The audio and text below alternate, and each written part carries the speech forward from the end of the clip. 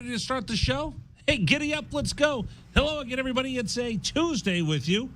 Rich Rare Radio Show coming to you live from the studios of Wildcats Radio 1290 in Tucson, Arizona. Welcome to everybody watching us on YouTube, Facebook Live, and on our stream on our website, wildcatsradio1290.com. I'm Rich.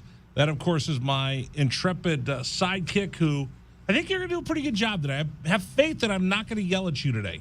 You know, you have faith. You have faith in that. I have faith that you're going to do a bang-up job. I will do my best to honor faith. I have faith in you that you're not going to screw anything up. I have faith. I will do my best to honor your faith. All right, good. All right. So I'm in a pretty good mood. I hope you are. I hope everything's going well. How hot is it today, by the way? It's hot enough that we need to really start thinking about upgrading the AC. Oh, no, I got a fan blowing in here. It's like I could hang meat in here. Oh, it's only 98 degrees today. 98 the high's degrees. Supposed to be 99. It's 98 degrees right now, according to my phone. If I'm not mistaken, 98 degrees was also the least popular boy band in the 90s. It was. My sister wants to go see New Kids on the Block. Really? She's like, hey, will you pay for my ticket? I'm like, no. And she goes, why? I said, I told her I'll pay for every other band except for NKOB. I'm more surprised that New Kids on the Block are still touring. I thought Donnie Wahlberg was busy making Blue Bloods. Wouldn't they be more so now the old adults on the corner or something? Old men in the co-op. New Kids on the Block. Old men in the old men in the cul-de-sac. Yeah, old men in the cul-de-sac. Anyway, we've got a lot to get to on the program today. Dave Hickey will stop by for his weekly visit. The athletic director, University of Arizona, joins us coming up in about an hour from now. Francisco Romero, the radio voice of the Arizona Wildcats, will join us, and he says he has a special treat for me today. So I'm excited to see what the special treat is today. Yeah, I like getting treats. Yeah, I like when people do nice things for me. That would be nice. Because, again, if you missed it on the program yesterday, I will just tell you that I messed up. Forgot my wedding anniversary. That's right. I completely forgot that you had mentioned that yesterday. I forgot my wedding, but she did as well. Because it's 24. She goes, is 24 special? And I go, oh, honey, every wedding anniversary for you, with you is special. And she goes, well, I took out hamburgers for you to grill, or we'll go to dinner. And I said, yeah, and I forgot to pay the phone bill. So let's go pay the phone bill, then we'll go to dinner. So we ended up not getting there to pay the phone bill in time. I know I lost my ATM card and they canceled it. So now I got to go pay the stupid thing in person every day and every month, and it sucks. Anyway, I took her to a nice dinner. We sat there. We had a great time. And then she said, well, next year it's 25 years, so we actually have to plan and do something special for our wedding anniversary. I'm like, oh, my gosh. I've got like a year of just biting my nails and worrying and fretting over not screwing up 25 years. And then I told her, I said, honestly, I'm surprised we lasted this long. If I were you, I would have thrown me out a long time ago. I said, you're the one silly enough to keep me around, so that's on you. So anyway, we had a nice wedding anniversary. We went to Little Abner's Steakhouse. We were the only ones there. Oh, really? Yeah. On a Monday? Gigantic room. It's a Monday. Yeah. Most people stayed home to celebrate my wedding anniversary. So because they know you're going to be out on the town. Because they knew I was going to be out in the town. So we went to Little Abner's, had a very nice dinner out in the middle of the dining room. There was nobody there. And we were the only people sitting in the dining room. And then they put us back in the corner. I don't know why. Probably to go ahead and open up the room. Let you see the whole entirety of the restaurant, maybe. Or they go, I know who you are, and I don't want you causing any trouble. I mean, there is that, too. I mean, you have a reputation, Rich. You are a blue check mark. I am a blue check mark. So maybe that's where they put the VIPs. Maybe. I think that's what they might do. In fact, I was thinking of this. I've done this before in other places. I'm thinking we should have VIP callers. Like people that call the show and they're really, really good, like David or T-Money. Yeah, T-Money would be up there. Discreet. I don't understand the name though for discreet. Listen, it's on the down low. We're not supposed to know. It's very discreet. We'd probably have to go ahead and throw out the VIP. I like callers with nicknames. Oh yeah, I was also thinking the gentleman who called us from the Pac-12 tournament this year. Which one? Paul in Phoenix? Yeah, Paul. I think it was Paul in I like Phoenix. Paul in Phoenix. I like Discreet. I like David.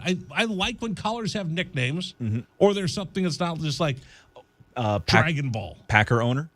I like the Packer owner. I like that. So I'm thinking that we should start hanging and handing out VIP cards that they always get through.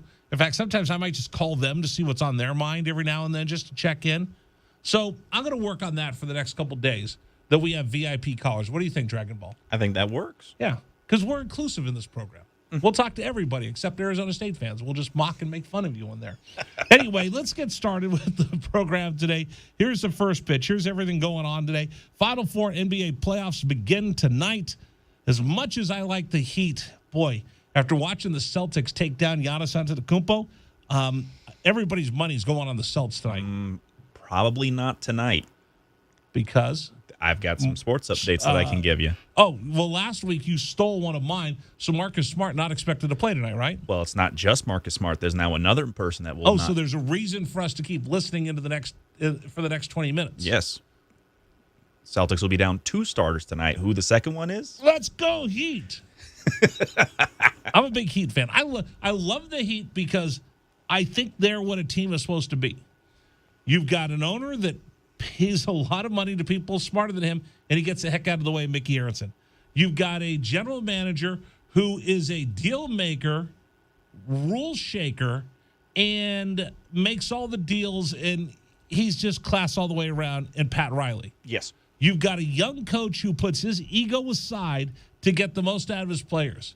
And you got a franchise that's been rebuilt at least 4 different times. And they actually survived the aftermath of LeBron James. The way that team continuously just reloads rather than rebuilds. Right. And does it in a different way. They seem to constantly find different ways that they're going to build their team around. So I'm pretty excited for the game tonight. Starts in just a little bit. I like the Heat, but again, Celtics look so good, but maybe it took so much out of them to get by the defending champions in Giannis Antetokounmpo that maybe they don't have anything left in the tank, and the Heat will advance into the finals. Of course, the Dubs and the Mavs. By the way, we have to do this tomorrow on the program. I'm just going to give you a little sneak preview of tomorrow's program. I'm going to write this down. Tucson is what? Is Tucson Warriors country now? With what's left in the NBA playoffs, absolutely, I would say. Tucson, like I told you, I was at Bob Dobbs a couple of weeks ago. Right. And I thought literally everybody in there was a Golden State Warrior fan. Turned out they were a Steve Kerr fan, which is the same thing. So who's Tucson? Who are we rooting for now? The Dubs? Or have we moved on thinking about something else? Like, when is going to get hot enough for me to really go swimming? By the way, how hot does it have to be for you to get in the pool? I'd say the minute it crosses the 96-degree mark, so today would be a perfect time. No, I mean water temperature. Oh, water I don't know if I've ever really looked into the temperature of the water. Am I bougie because I live in Oro Valley and I rented a house that has a pool because I said I wouldn't move back to Tucson unless we got a pool? Because when we lived here before, we had a community pool. Community pools are like the continental breakfast of the world. You know, like, hey, we're going to stay at this hotel. They have a continental breakfast. You go, oh, there's a breakfast. And you go out, and it's like a couple croissants and some cereal and a banana. What did you just break? I wasn't, and anything nothing broke. I think it was just the chair just reset. Or you're getting fat. You just broke the chair. No, in there. it's the arm's not. Oh, I got the place. fat guy chair in here. Right. There was a guy that worked here, they told me at the station, that weighed over 300 pounds, so he had to have a special chair. Mm-hmm.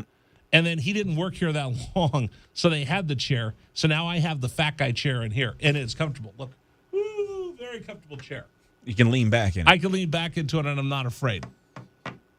Anyway, how hot does it have to be for you to go swimming? In regards to the temperature in the air, in the water. In the water, what's the water temperature? I've never paid attention to temperature in the water. Do you get in like a man, or do you use the steps like a little kid? We have had this discussion, Rich. I will go in, I will have a shirt on, I will take the shirt off, I will dump it in the water, and then I put the shirt on to have my body adjust to it, and then I take the steps. That is my process of getting into the pool. It works. I'm never. Wait a second. So you go out there and you're all pasty to begin with. Yes. So then you take off your shirt and people go, ah! There have been multiple "my eyes, I am blind" comments. Yes. You dunk your shirt into the water. Yes. And then put the shirt on. And it is initially very, very cold. To get yourself acclimated to the water. Yes. Then you jump. Then you tepidly step in. Yes. Huh. You really want to admit that on the radio? I mean, I just did. All right. No, but I was asking, am I being insensitive and bougie because, of course, I live in Oro Valley and I have a blue check mark, which makes me kind of, an elitist. And now I'm talking about, ooh, how warm does it have to be to get to my pool in the backyard? Because we had a community pool before, but I didn't want to get in a community pool and swim with a bunch of people I don't know. Right? I mean, yeah. Do you really want to swim around with a bunch of fat people you don't know? I mean, sometimes you do that at like a wave pool if you go to a water park or something like that. I'm anyway. not 5. Oh, come on. The wave pool's still fun. I'm not 5 years old. I'm a grown man. No, the wave pool's now, still I fun. do wear a swim shirt just because I don't want to expose everybody to all of this. And I think that's pretty much why I'm going to heaven one day, is because I wear a swim shirt and I keep people from having to see how incredibly pasty my farmer's tan is. Anyway, back to everything going on. More blowback at the Suns for their complete choke job. CP3 gets blown up by Patrick Beverley, and the world reacts. We'll talk about that. Hey, good news for you. Antonio Brown wants to sign with the Steelers. He wants to retire a Steeler. He wants to sign. Dude, once you let him in your house, he is not leaving. That is a one-day contract. He is your crazy cousin, right? He's your crazy cousin, Eddie, who shows up, walks in, hey, driving cross country. We're going from San Diego out to Florida. We thought we'd stop here, rest for a couple days before we head into Texas. Hey, Eddie, you know what? Mi casa y su casa. Hang out all you want. Yeah, thanks so much. You got any beer? Okay. 5 days later. I'm glad you said Cousin Eddie because I was immediately thinking what was the cousin's name in National Lampoon? What's 5 days later, Cousin Eddie sitting there in his underwear, wearing one of your shirts with black socks, with his feet up on the dining room table, drinking beer. It's 6:30 in the morning. That's Antonio Brown. Once you let him in, he'll never leave. I don't know. He tends to get kicked out quite a bit, though. AB is going to be like a virus, and he's going to show up at Heinz Field, and you'll have to call the police to remove him. But he'll probably, the rule is as a squatter, if you have mail delivered to the house, and they can never kick you out. Mm-hmm. So AB is actually going to fill out one of those credit cards that they ask you when you walk through the stadium, and he's going to have the credit card bill delivered to Heinz Field, which means that's his house now. So good luck with that, Steeler fans. What else? NFL OTAs begin today. No Tom Brady in Tampa Bay. Oh, Deshaun Watson is taking all of the Cleveland Browns to the Bahamas. And somebody wrote a stupid article. Well, is Baker Mayfield invited to go along with them as well? We might get into that. PGA Tour this week. Tiger and Jordan Spieth will be paired together. No Phil Mickelson. Again, more reaction. We have that up on our website. We should play that Thursday. Our exclusive interview with Alan Shipnuck, who wrote the tell-all book, the bombshell unauthorized biography about Phil Mickelson, which has caused him to go into hiding. Missed the Masters. Now he is so shell-shocked by the revelations in this book, he's decided not to defend his championship this weekend at the PGA. And then the other big deal. We're going to talk about this. We're going to talk about this hour of the program. Did you see what's going on in D.C. today? They're having hearings. Oh, okay. On E.T. No. Extraterrestrials. They're having hearings. They're having a briefing. First time in 50 years, they're having briefings on extraterrestrials. I don't get this. This isn't about storming Area 51 again, is it? No. This is like people want to know, are we alone? I'm going to get your thoughts. I might open up the phones about this. I've got a definite opinion. Dude, don't poke the bear. Haven't you seen all of these movies? It never ends well for us when we call out to space to say, hey, aliens, come out and play. It never works very well. So we'll talk about all of that coming up in the program. By the way, sweet deal this week. This is a good one. This is what you should get me. Have you got me my payoff yet for our bet between the Suns and the Warriors? I have not gotten your payoff yet. I will be getting. Okay, no. I want this is what I want. I don't think I can win this, can I? No, it's not winning. You just buy it. Oh. So this Friday, here's our sweet deal. PY Steakhouse at Casino del Sol. You get a $50 gift card for just $25. PY Steakhouse, aged prime cut meats, the freshest seafood. It is Tucson's finest steakhouse, extraordinary service. It's a pretty swanky place. Not the kind of place that you would go, Dragon Ball, but I would go there all the time. I mean, I because I'm just classy that way. I mean, I try to be. You know what I did today? I dropped off my tuxedo at the dry cleaners.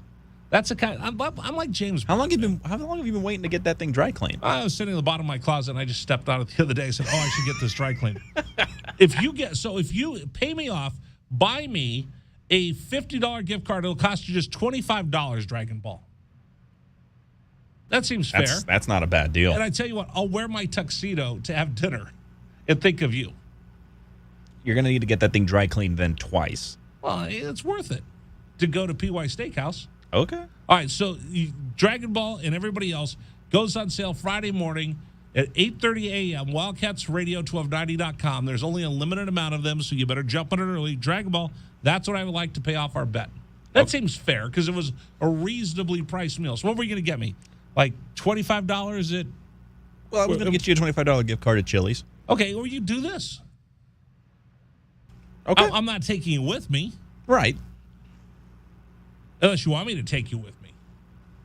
I mean, PY Steakhouse, you were saying that's over at the Casino del Sol, yeah? Yes, Casino del Sol. Yeah, Casino del Sol. Yeah. That's actually nearby my place. Yeah, no, you're not invited. Number for you to join us here on the program, 520-848-1290, 520-848-1290. A little alien talk later. And then Patrick Beverly just blew up Chris Paul. People are upset with Patrick Beverly, and I'm asking why. We'll get into that next here on 1290.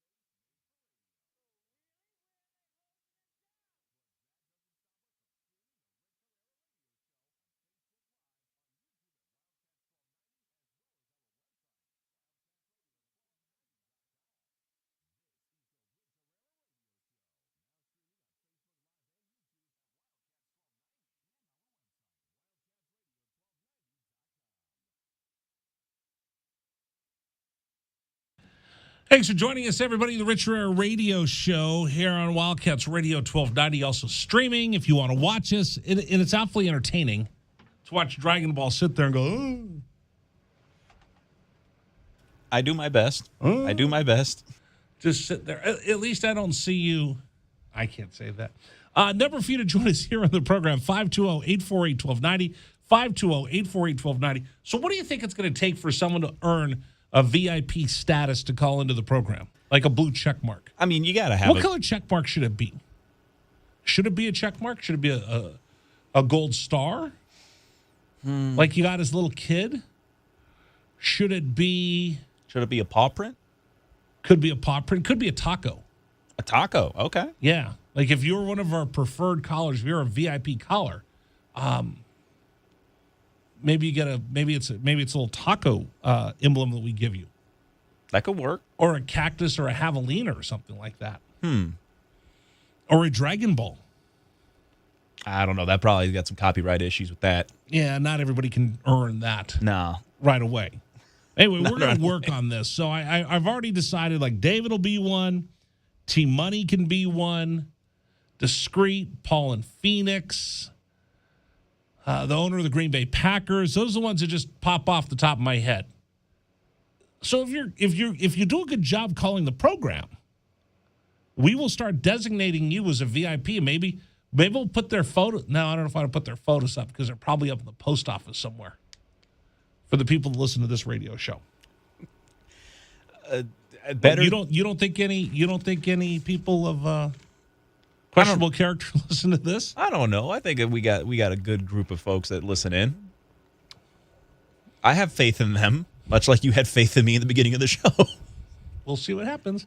Number for you to join us, 520-848-1290, 520-848-1290. Patrick Beverly just crushed Chris Paul. And people are like, whoa, what are you doing? How can you? He said, they should have benched him and sent DeAndre Ayton. He can't guard anybody. I mean, he went off on CP3. And the most amazing thing happened. You're seeing everybody rush to Chris Paul's defense. Oh, you can't say that about Chris Paul. Yeah, you play for the Timberwolves. You didn't do anything. Stop being mean to Chris Paul. Suns fans, I'm looking you right in the camera today. Get used to this. You are going to get punked for the rest of this year, throughout the postseason for sure, and into next year, and maybe even after that, because you absolutely stunk up the joint on Sunday. It's such a bad stench. The only stench that's worse than the stench of the Suns right now is that in Tempe Normal Women's Teachers College. Thank goodness you have Tempe so close to you to absorb some of the stench, because they have a stench all the time onto themselves. But your performance was so pathetic and so stench-worthy. I mean, listen, Patrick Beverly's running his mouth for a guy that didn't get as far as the Suns did. But I can't fault him for calling out Chris Paul for not showing up in Game 7 against the Mavericks. You can't dispute what Beverly said. Chris Paul, you're the veteran. You're supposed to be the guy. Hey, listen, guys, I've done this before. Let me show you how it's done. I won't score any points in the first half. So thank goodness the Suns are so close to Tempe. Otherwise, that stench might reach throughout the entire state. But luckily, the stench of Tempe Normal Women's Teachers College is enough to offset the stench of the Suns Game 7 to help protect the rest of the state.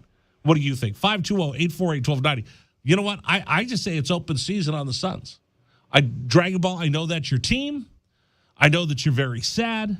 But quite honestly, please defend them in any way, shape, or form. You can't. Bingo. You can't. 520-848-1290, 520-848-1290. All right, David is calling. We're considering making him a VIP caller, which gives him special access. Dragon Ball might come over and wash his car one day. Maybe I'll take him for donuts and coffee. I don't know, something. I don't know what you get for being a VIP caller other than we talked to you before we talked to everybody else. Bear down, welcome. You're on Wildcats Radio 1290. Are you worthy of this? Are you worthy of this designation? It's like having a blue check mark. You know what? I would love to, but again, this is an honor I have to be given. I have to earn it. You have to earn it. I have to be given it by you. Bestowed upon by the graciousness of me. I hope that my calls are worthy of that distinction. I mean, you listen, David. Yes. You're not smack off worthy, right? I don't think you'd make a golden ticket in the smack off, but I like you nonetheless. I would absolutely flame out and burn on Smack Off Day. I would go the way of Jim Harbaugh and just completely flame out. We could have a laugh off. That would be it. That would be great. Now, one of the things I did hear what you were talking about earlier in the show is that you like guys with nicknames. And again, like Jim Rome, I don't like to self-gloss. But if you are looking for nicknames, there was one that I went by in college, and they used to call me Super Dave Osborne in honor of the great Super Dave. And they called me Super Dave Osborne. They also called me Sports Dave. Just because all I ever did was talk about sports. Yeah, I don't like either one of those. The one that I go by nowadays is Bear, just simply Bear. So yeah, none of those are working for me. In fact, the more nicknames you keep giving me, the less likely you're going to get this VIP status. I do have one kind of interesting one. Now, by the way, just because of David, I thought this was going to be a lifetime thing. Like you keep your blue check mark unless you change your name. You change your ad, you lose your blue check mark. I think that this VIP status might be temporary, and it could be taken at any time. And I can simply go by David. That's pretty much. I think that's pretty much where we're going with this, David. And this is a lot like kind of what's going on with Chris Paul. He's finding himself into a lot of hot water there. And you know what? This Patrick Beverley thing, this has been stewing since the bump that they had in last year's playoffs. He's been waiting for this moment. He has been waiting for it, and he's decided to jump all over it. He says, you know what? If I'm going to get thrown out of a game because we had a bump in with one another, right, I'm coming after you. And he waited an entire year for that. You realize the old Sicilian proverb, right? This is the perfect example of that old Sicilian proverb. Dragon Ball, do you know what I'm talking about? You're going to have to enlighten me on this one. Revenge is best served cold on the tip of a steely coal knife. Revenge is best served on the tip of a steely cold knife. Dude, it's the best revenge. He waited, and boom, ambushes him as soon as he gets a chance. That's a definition of revenge. And that's Patrick Beverley for you in a nutshell. I don't have a problem with it. Call him out, because Chris Paul, you want to shut Beverley up? Advance to the Western Conference Finals, or I don't know, score more than 0 points in the first half of the game when you go down by 30 at the half. Absolutely, he definitely earned that one. Boom. All right, David. We're reviewing. You know what? It's like me when I apply for a credit card. We're going to review your application, and we will let you know by mail whether you get the VIP status. Get out of here. Thanks for the call, man. And this is email and snail mail, not email. Correct. You might get smoke signals by the time we're done. See you, bud. All right, later. All right, take care. Number for you to join us, 520-848-1290, 520-848-1290. Program today brought to you by QC Connect. Stop living with that daily pain in your knees or your back or your shoulder. Don't let them tell you surgery and steroids are your only option. You have another option that could give you lasting results. It's QC Connect. You got to call them today. So many people here in Tucson are pain-free now thanks to the natural biologic treatments at QC Kinetics. The local medical professionals at QC Kinetics are helping people with regenerative medicine using powerful healing properties from your own body, restoring and repairing damaged joint tissue. Imagine living without pain, that nagging, chronic pain with no drugs, no downtime, and no surgery. Call QC Kinetics now for a free consultation. 2 locations here, Academy and Orange Grove. If joint pain is keeping you from work or play, you need to discover the power of natural biologic treatments. Call QC Kinetics now, 520-497-4955. That's 520-497-4955. QC Kinetics, Academy and Orange Grove. Again, 520-497-4955. Tom, line 2, bear down, welcome. You're on Wildcats Radio 1290. How are you?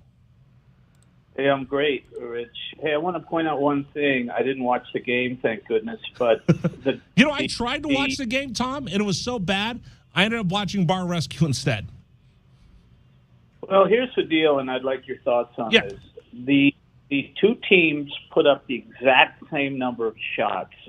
If you look at the statistics, we outshot them. We got more free throws. We out-rebounded them. Yep. They just shot the ball twice as good as percentage-wise. Right.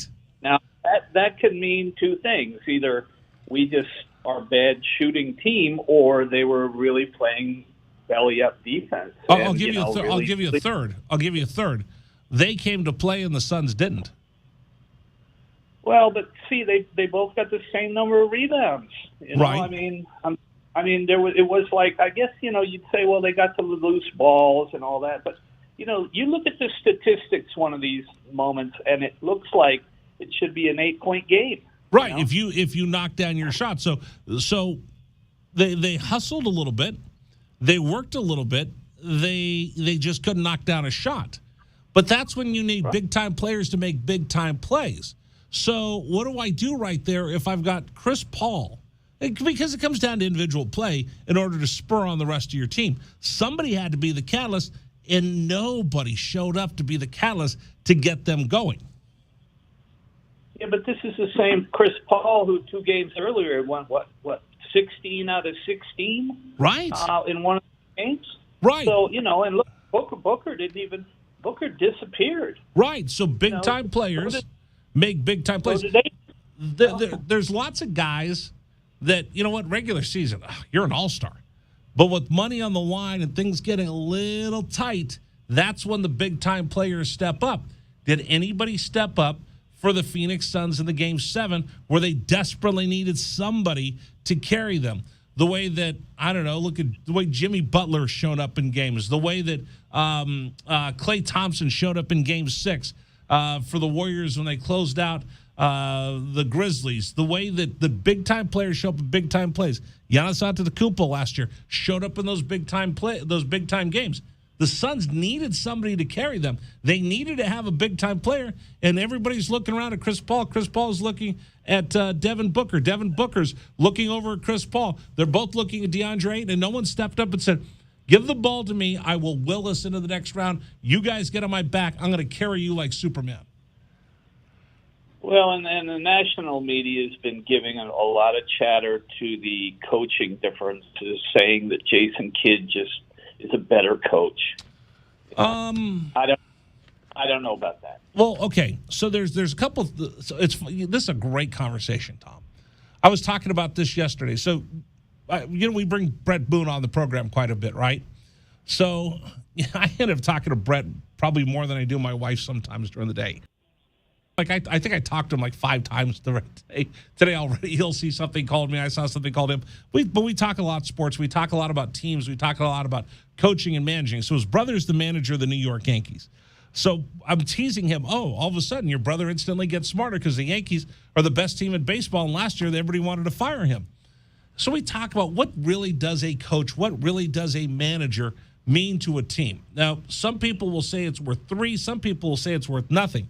The way I look at it is, for Monty Williams, he gets you ready. He gives you confidence. He's a player's coach. We saw him last year with DeAndre Ayton saying, you set such a high standard, live up to that standard. I don't care whether you score or not. Just go out there and make your physical presence known. And it was really a catalyst for the Suns to get as far as they did.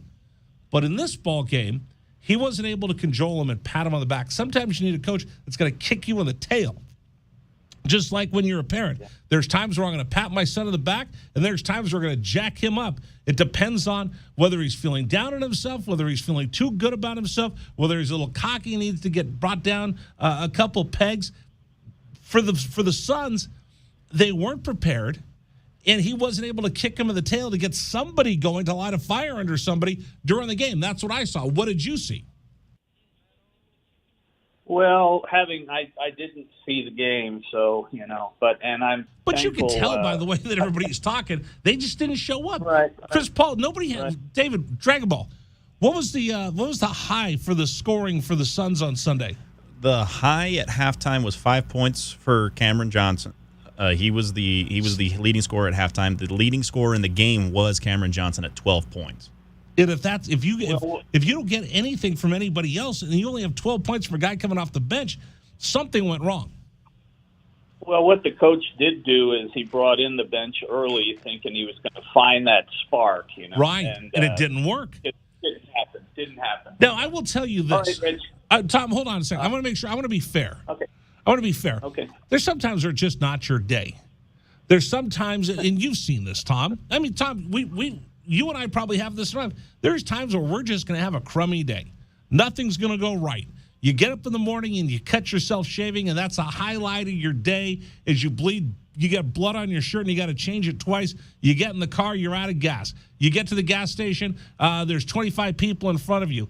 You get to a stoplight, and it seems like every stoplight's red. You're 20 minutes late for work, and then your day just goes to crap in the crapper right after that. We all have those days. It's part of life.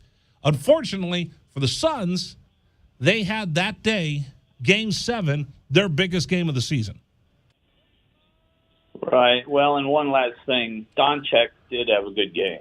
He's pretty big. He's a big player. Yeah. He showed up. Big-time players make big-time plays, and he sealed himself into that upper echelon of guys that can make big-time plays. Yeah, and we didn't have anybody who could stop him. So exactly. Hey, Rich, thank you. Thank you for the call. Appreciate it, man. All right, phone lines are open for you. 520-848-1290, 520-848-1290.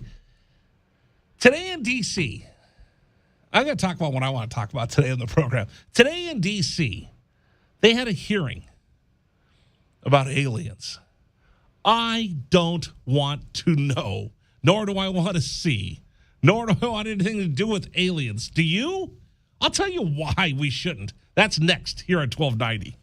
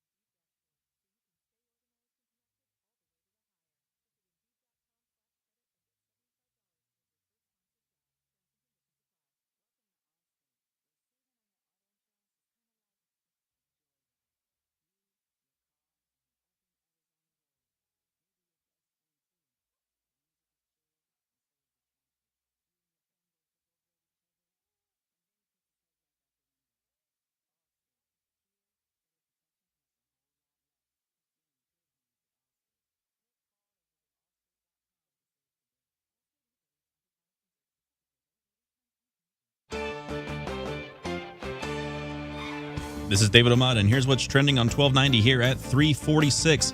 Another state title for CDO baseball after the Dorados come away with a close win over South Point Catholic. That is CDO's 9th state championship. Looking to roll out the red carpet in June, the Arizona men's basketball team is going to go ahead and get 5-star forward Kwame Evans to come down to the campus as he continues his local recruiting tour across the country.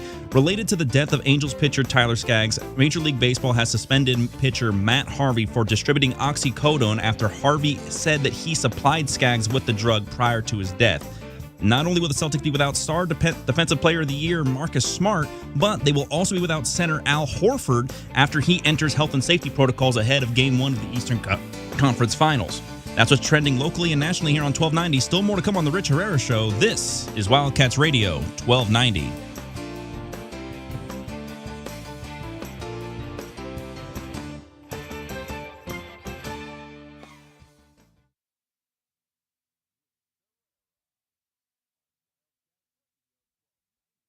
Oh, boy. We're having some fun now. Did you see we have all the new upgrades we're getting at the radio station, right? We now have a new on-air light that when I turn the microphone on, like if you're watching on the stream, there's this little red light that's supposed to light up on our microphones, whether our microphones are live, to tell us whether we should curse or not. Right. Red light means no cursing. Can't do it. I you know what? I'm trying to think if I don't think I've ever cursed on the air. Like just messed up. I can't say that in the time that I've been here, I don't think you have. No, I haven't. Now, I've left microphones on. Right. And thank goodness that somebody took care of me because I'm not that bright. I don't know. Do I cuss that much off the air? No. A little bit. I mean, we had this discussion a while back where you're saying that, you don't curse unless it's, a serious issue. Yeah, I just think when you curse, you sound ignorant. Yeah. I hear people all the time. I'll go sit in a bar somewhere, I'll be at dinner, and then the person next to me, and just in casual conversation, will drop an F-bomb. I'm like, really? Because the more F-bombs you drop, the less effective they are, right? It's like yelling at your kid. You yell at your kid every 2 seconds. After a while, they tune you out. Yep. Absolutely. Although you probably should have been yelled at more as a kid. Yeah. I know I should have been. My mom used to beat me with her slipper. Mm-hmm. She had this little house slipper, and she would just wail on me with that house slipper. You've mentioned the stories of the chancla. Yeah. No, it wasn't a chocolate. Is a chocolate a big one, or is that just a house slipper? I've always used to just call it it was always a shoe, regardless of what it was. It was just this little slipper, and she just hit me with the slipper. It's a bad feeling. It's a real bad feeling. It was more just like her hitting me. It didn't hurt that bad, but she would get so mad. I'm like, leave me alone. Go away. Bad times. Bad times when you need to get disciplined. No, I wish you were still here to hit me with the slipper. It would be. She's been gone a year. Wish she was still here to hit me with the slipper. Can't believe she's probably going to come back and haunt me for just telling the story right now. No, what's going to happen is that you're going to put do you have a little shoe rack that's above your head? No, my shoes belong on the floor. Well, I mean, there's those sleeves that hang on the doors. You know what I mean? You have the shoe sleeves. I'm not. You happen to know that? You always talk about how you're bougie. No, I have shoe racks.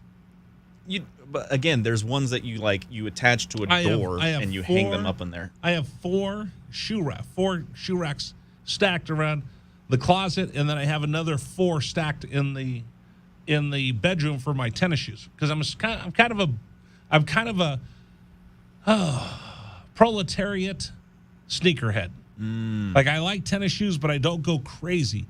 I used to work with Tony Gwynn Jr., and he'd have all the new Jordans. He'd wear them once, and then they were more displayed in a museum setting. Right. I wouldn't do that. No. Okay, wait a minute. So stop. You're taking me down the Dragon Ball hole. I don't want to go there because I brought this up. That was you. The folks in D.C. had a hearing today and a briefing about extraterrestrials. Da-da-da. E.T. phone home. Yeah.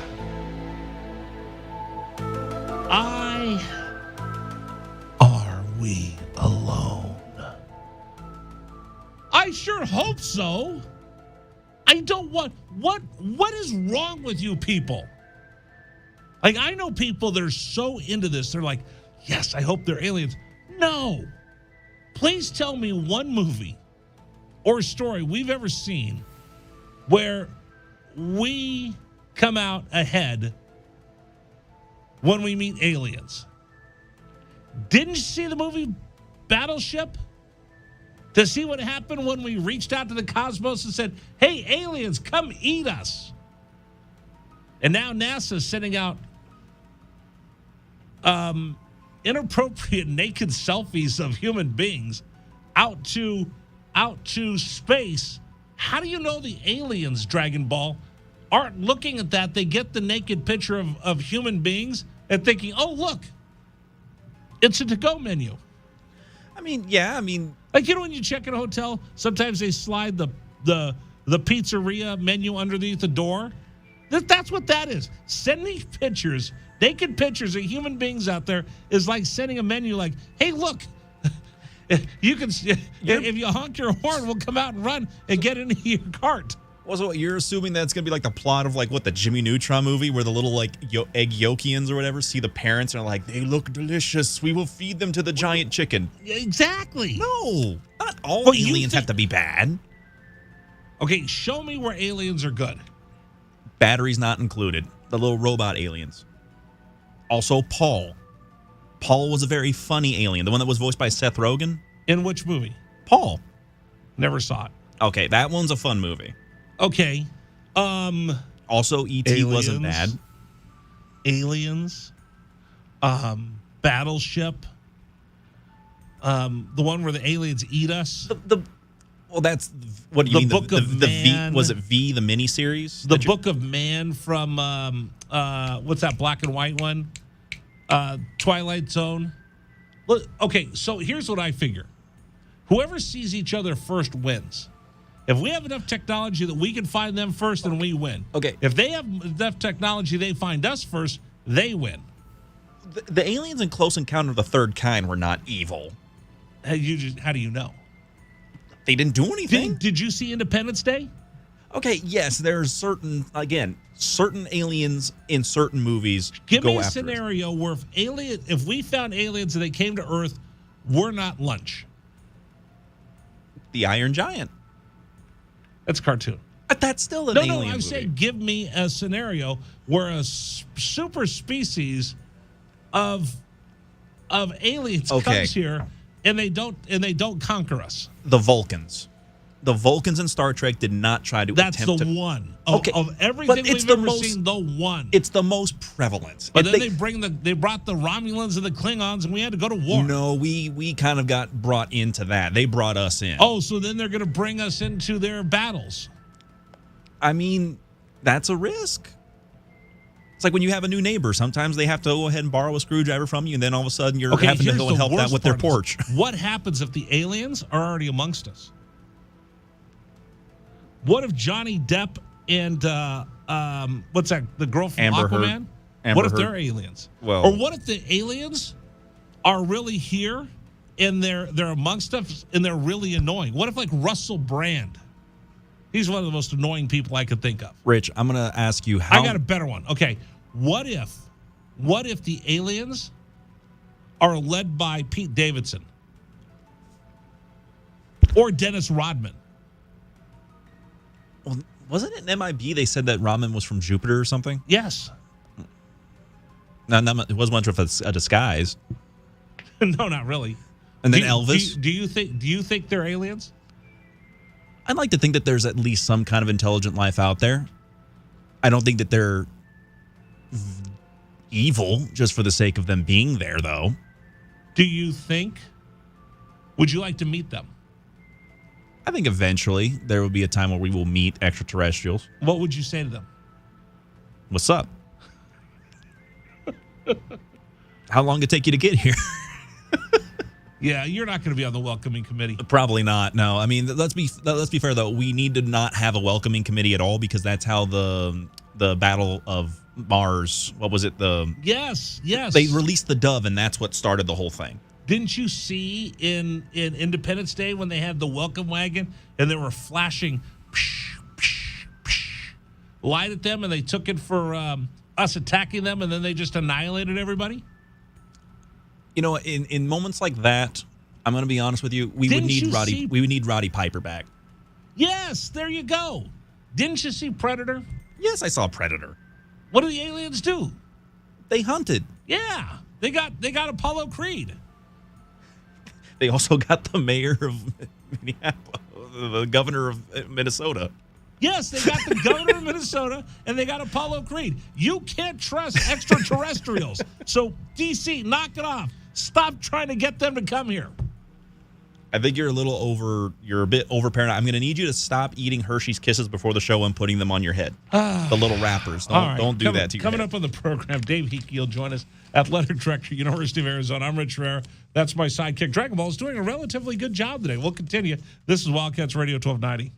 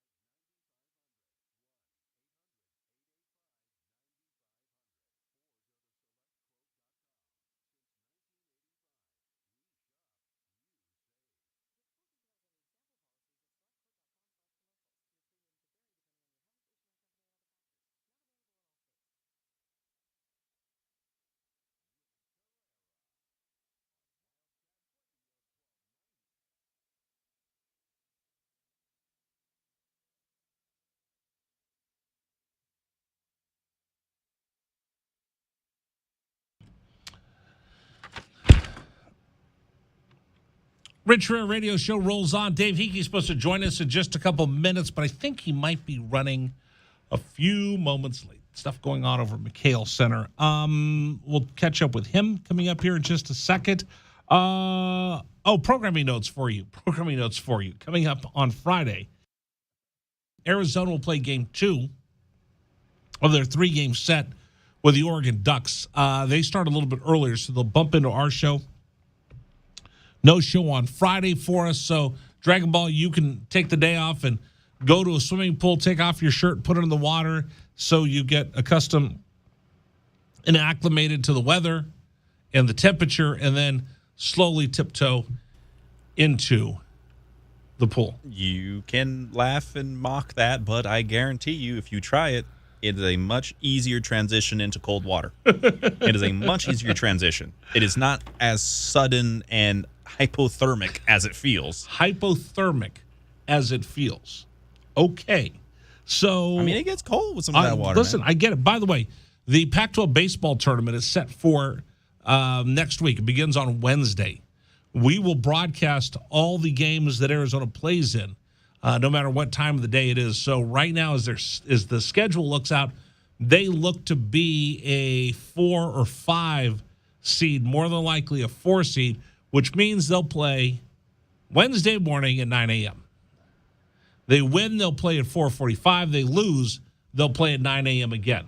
So we will we'll bring you all those games.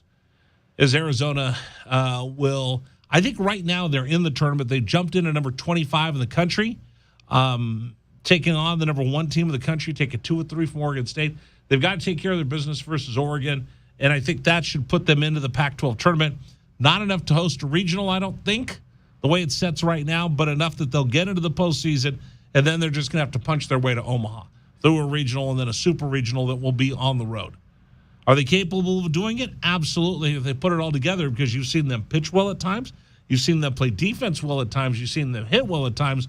Just putting it all together at the same time for this young squad has been a challenge. So, with that being said, we'll have baseball for you all next week as far as the Arizona Wildcats as they continue to look to get back to Omaha, back-to-back.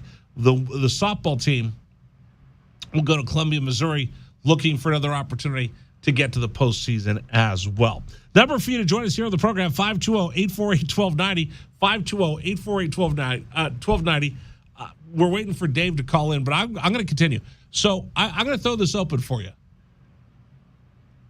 Are you Team Alien or are you Team, well, what would be the anti-alien team? Are you Team E.T. or are you Team Rich? I don't want to see the aliens. Team Alien versus... No, it's Team E.T. Well, Team E.T. versus Team Earth. Yes, there you go. Are you Team E.T. or are you Team Earth? I am Team Earth. I don't want there to be aliens because I'm afraid they're going to come eat us. And as the fattest guy here, I'm going to be the first one that they're going to come get. Number for you to join us, 520-848-1290, 520-848-1290. We'll take your telephone calls. Coming up, Francisco Romero will also join us. The radio voice in Espanol of the Arizona Wildcats. We'll talk with him. Is that Dave on line 1? All right, let's run out to our guest hotline. Joining us right now, we welcome the athletic director, University of Arizona, Dave Hickey, our guest here on Wildcats Radio 1290. Dave, how are you? Bear down. Hey, go Cats. Thanks, Rich. Good to be with you. Apologize for being a couple minutes late. So, we got a lot going on right now. What? I mean, come on. What do you have going on right now? Softball teams trying to get to the postseason. Baseball teams postseason. Men's golf playing right now. Track and field. Come on, Dave. This is a regular day for you. Yeah, no, it's good. It's all good. We've got a bunch of meetings going. In fact, some exciting stuff for the future, and we're bouncing around from one Zoom meeting to another here. I'm still doing Zoom meetings occasionally. So, so when some of those exciting things come, I just want you to break a couple of those with us here on the radio show that we get to talk to you every week. Let's talk about what you're doing right now. Since you brought up all the Zoom meetings and everything else, what kind of end of the school year meetings do you have where you recap and you evaluate and you look at the adjustments that you want to make and then reinforce the things that you did really, really well as an athletic department? Well, I think, it is interesting. In a way, the academic year ends, but our competitive seasons continue with baseball, softball, track, and golf still, fully in swing of things, and really in the championship period, the postseason period for all of them here coming to a close.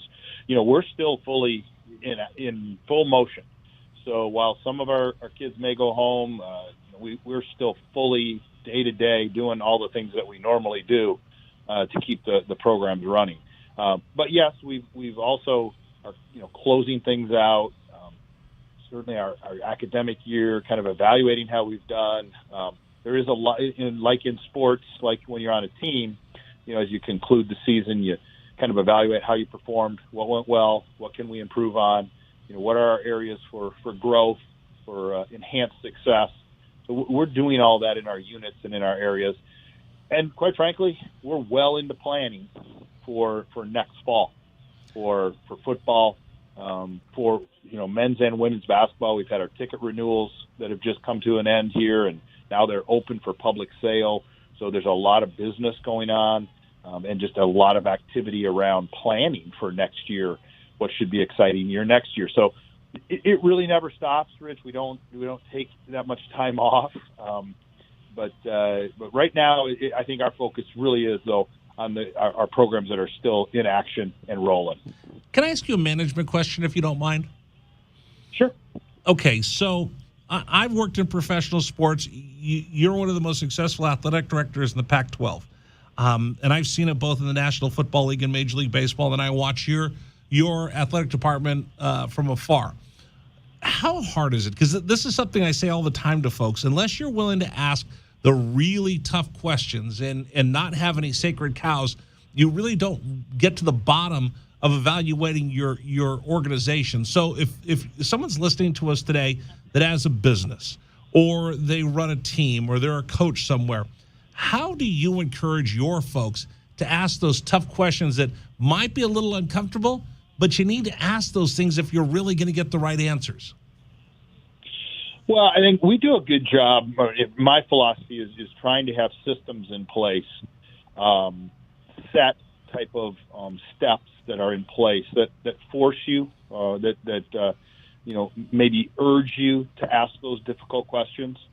When we evaluate, we're evaluating in a sense, or we're tracking in a sense our programs all year long. How are they performing? How's it going, from academics to on-field or competitive success to disciplinary things, to budget management, to scheduling, to coaching performances, staff evaluations. All of those pieces we outline and say these are the important components of a program, and you have to evaluate those and take stock in those throughout the year. And then at the end of the year, you have to have a system in place that you're going to, like you said, Rich, ask some of the tough questions. Hey, and look back on what were our goals? What did we say we were going to accomplish? We all know that we don't 100% meet all of our goals. We don't accomplish everything that we put out there. We usually have some stretch goals, or we aspire to do certain things.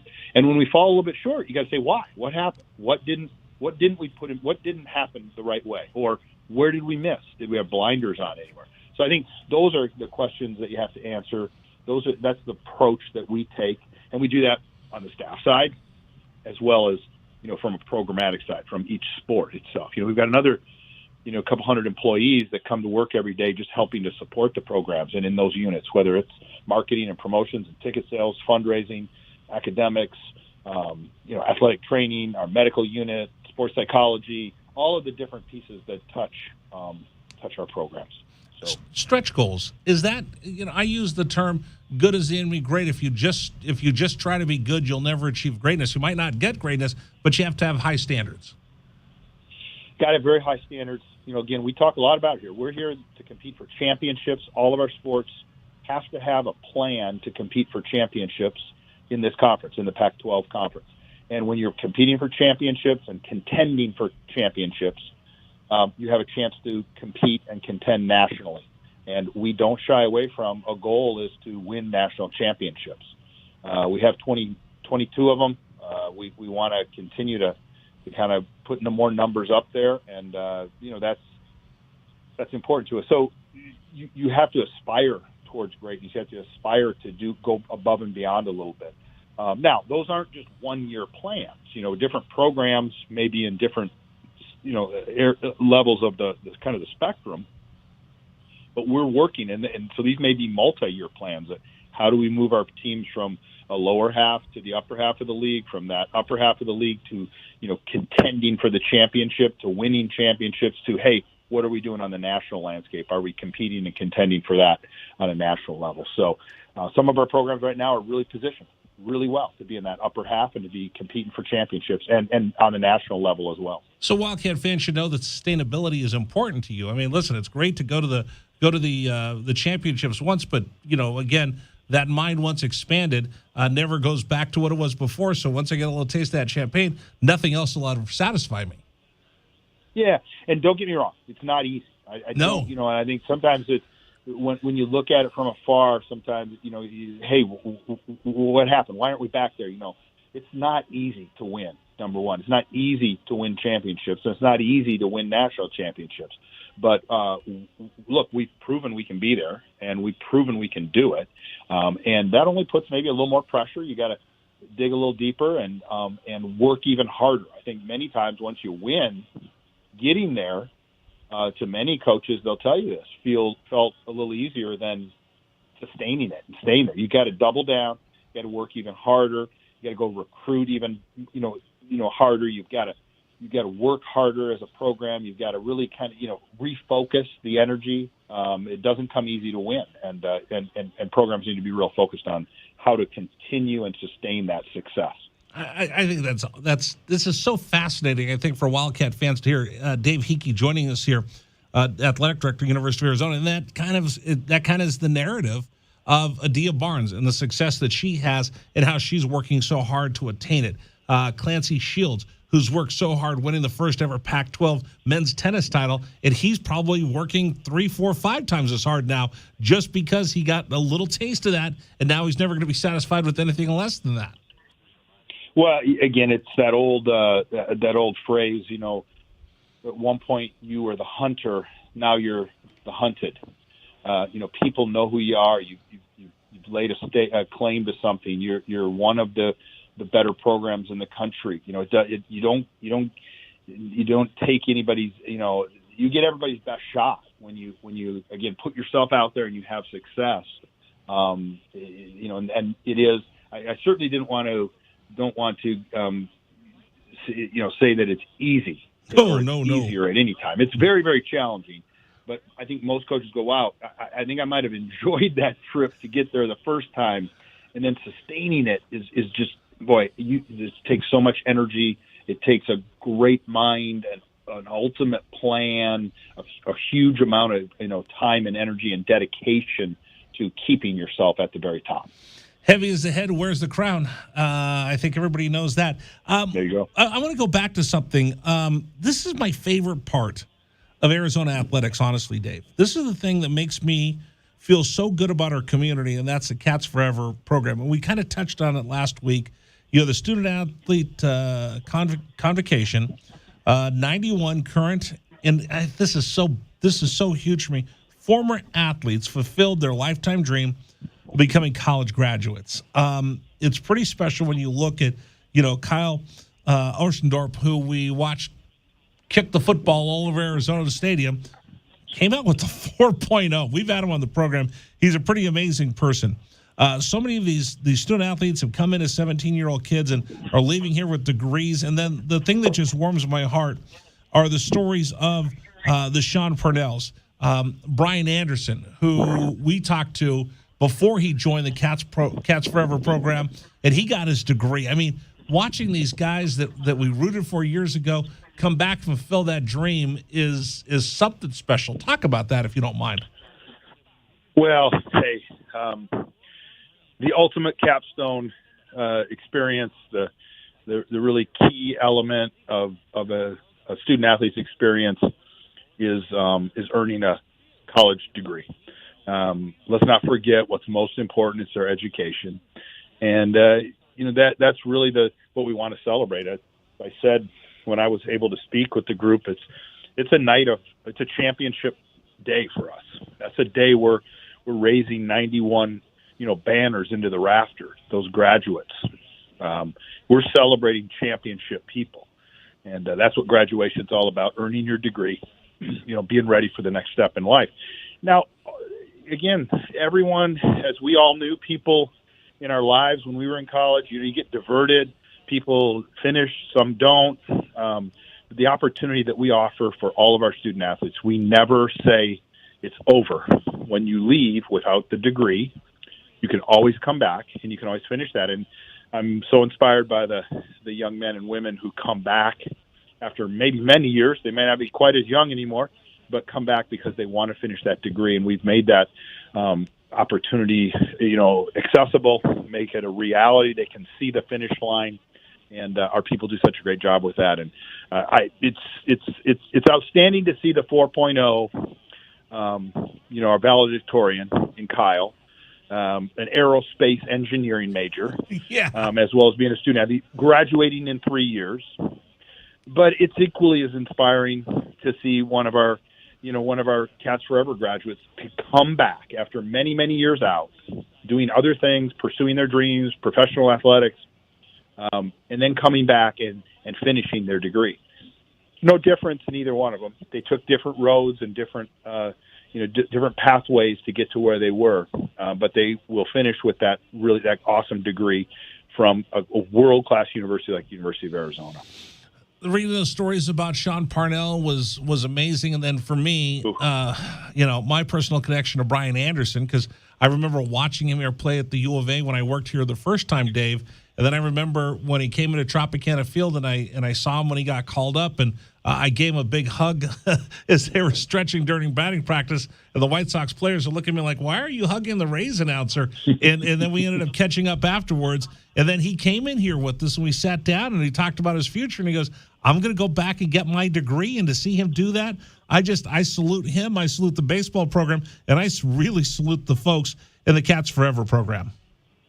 Yeah, absolutely. Brian's a neat story, and it's been great to have him back on campus and be part of the program, and to really neat experience for him to come back after a major league career and then to come back and be back on the field with our guys, and for he talks about it, he goes, I remember when I did this, I remember how important it was to me, and then now to be a coach and at the same time finish his degree while he was doing that. That's a pretty special experience for Brian, and I'm so glad that he was able to come back. We spent some time together at the College World Series and talking about, hey, you really should come back. You should do it. And he'd been contemplating it for a couple of years, and Jennifer Muse from our academic unit is so instrumental in this. And he put it all together, and he goes, hey, I was a little bit unsure. I was a little bit scared of how it would all work. And he goes, the plan was just so easy. And it was just, all I had to do was just show up and do the work, and I got my degree. And it's really neat. And then for Sean, who spoke so eloquently,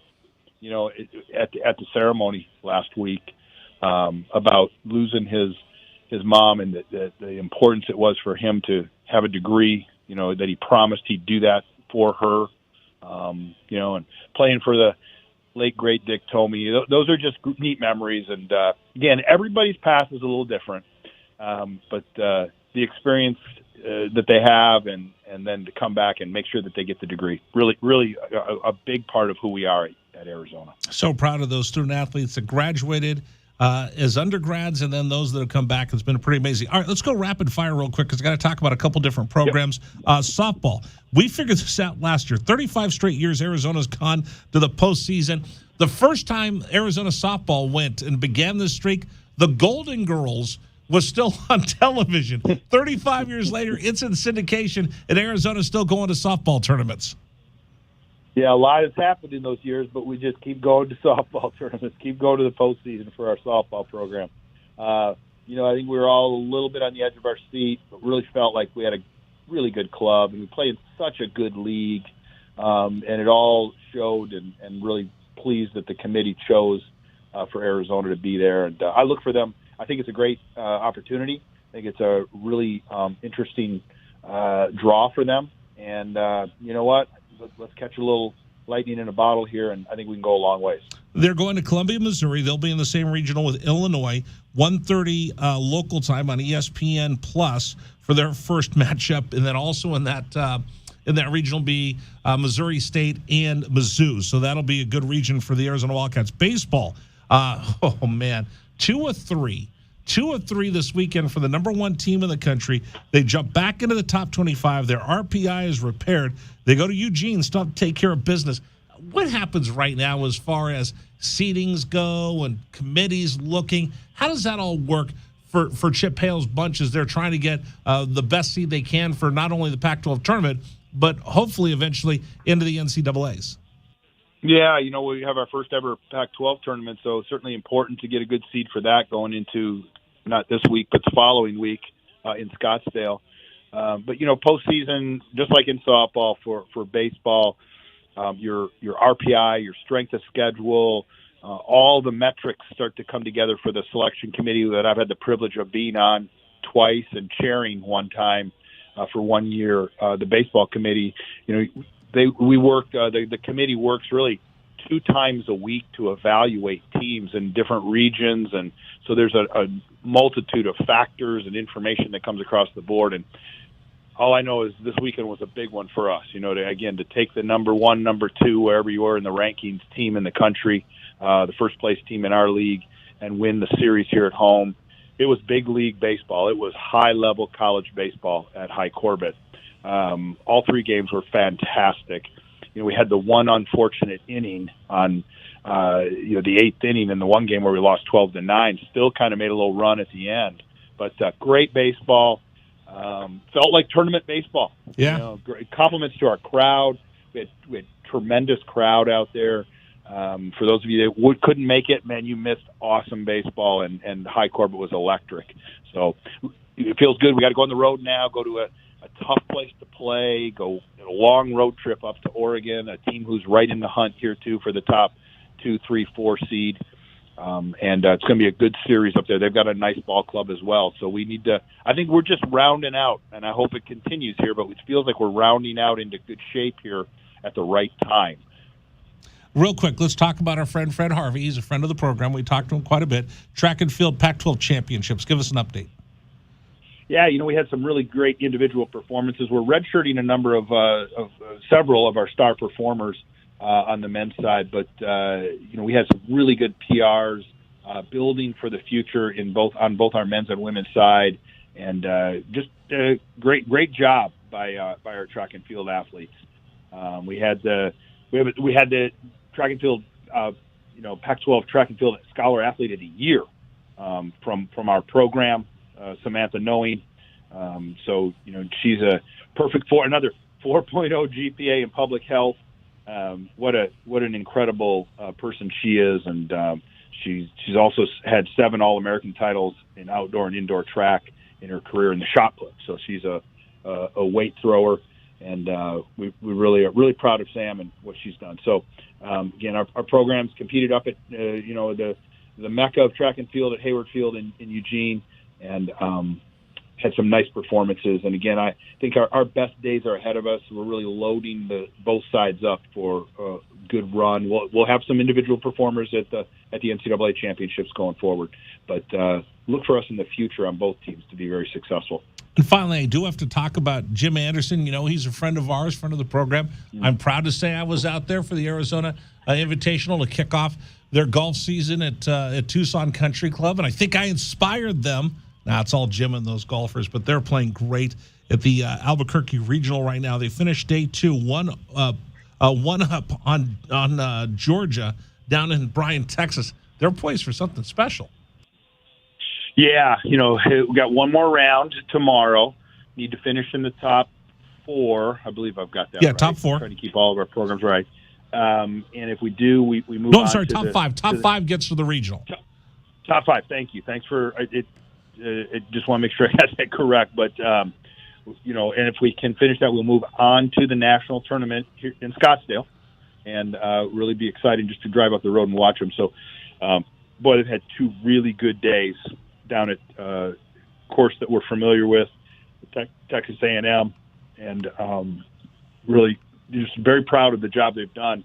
You know, golf's a tough sport. We did not perform well. We had a really tough tournament at the Pac-12 championships, and finished right down towards the bottom of the league after winning the conference championship the year before.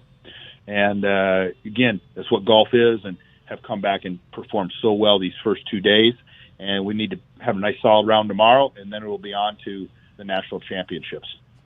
Dave Hickey, thank you so much for joining us. Let me step out of the way for a second, let you talk to the Wildcat fans. Well, thanks, Rich. It's good to be with you as always, and appreciate our fans so much. Your great support this year has been incredible, and let's cheer on these teams as they come to close here in our spring seasons, and looking forward to some wonderful performances as we close out the year. So couldn't do it without all of you. Thanks for everything. Bear down, go Cats. Dave Hickey, Athletic Director, University of Arizona, our guest here on 1290. Dave, we'll catch up with you next week. All right, thanks. All right, take care. Dave Hickey joining us here on 1290.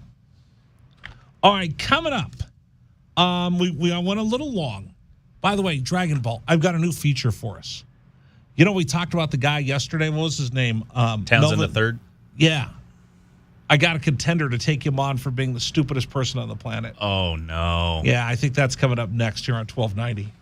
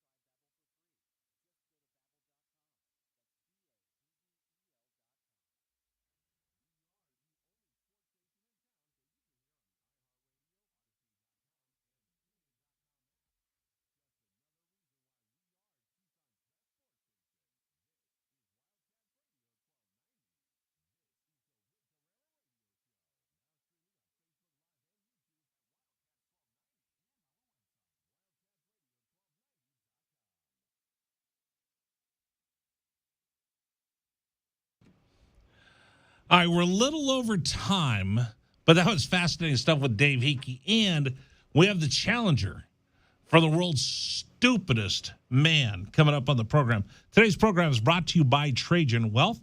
Their number is 321-4100, 321-4100. You go to TrajanWealth.com, TRAJAN Wealth.com. Oh, boy. I'm just thinking. Life is crazy. Life is nuts. You just don't know what's going to happen next. And there's so many times where you work your tail off. Like next weekend, I'm gonna go out of town, and they said, "Hey, can you work at the network?" I said, "No, I'm gonna make that right decision. I'm gonna be the best dad I can and spend some time with my son when I go back east to New York to visit with him." Those decisions we make in our lives affect us. Those decisions you made to work so hard, to miss a vacation here and there, to not get a new car so you could just work and work and work and put that money aside and take care of your family. We all have to make sacrifices, and you made plenty of sacrifices in your life to take care of your family. Wouldn't it be silly to make all those sacrifices to put money aside to take care of your family and then not manage that money? Wouldn't it be silly for you to miss all those things with your family to earn money to take care of them, and then when it comes time for that to happen, it's not there because you didn't manage your money. You didn't have someone working with you to help grow your money that you worked so hard to earn. Don't let that happen to you. If you've been working hard, extra shifts, whatever you've done to put the money aside, you need to find somebody to help you grow that money and protect that money. And that's what they do at Trajan Wealth. TRAJANwealth.com is their website. Phone number is 321-4100. You worked hard for that money. You worked nights, you worked weekends, you worked hard, you worked your tail off to earn that money to take care of your family. Make sure that money is there for your family when you need it. If you want to take care of your kids' college, you want to take care of grandkids' college, make sure that money's there that you put aside, and make sure that you can grow it to help take care of your family even more. Fiduciaries is what they are at Trajan Wealth. They're paid and incentivized to grow your portfolio. The advisory fee is a low annual percentage set up front with you, the client. They live by the motto, the more you make, the more we make. Help them make your money even more important when it comes time to taking care of the people in your life. Call them today, 321-4100, 321-4100, or go to TrajanWealth.com. Advisory services offered through Trajan Wealth, LLC, an SEC-registered investment advisor. All right, coming back, we're going to have a new segment here. The world's stupidest man, and no, it's not going to be me, nor will it be Dragon Ball, but we'll see. This is 1290.